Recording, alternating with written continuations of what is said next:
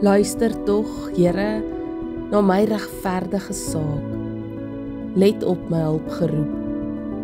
Hoor tog die gebed wat ek in alle opregtheid bid.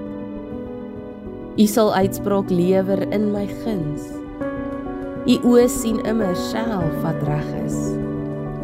As u my sou toets, myselfs in my slaap sou ondersoek, my deeglik sou keer, sou u niks verkeerds vind nie.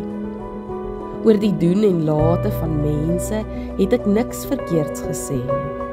Ek het my aan u bevel gehou. Elke stap van my was vas op die koers wat u aangewys het.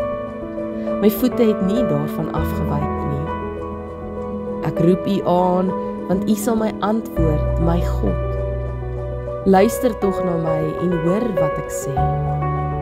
Toon u wonderlike trou, u wat almal help wat vir hulle vyande by u skuil. Beskerm my soos die appel van u oog, steek my weg in die skaduwee van u vleuels.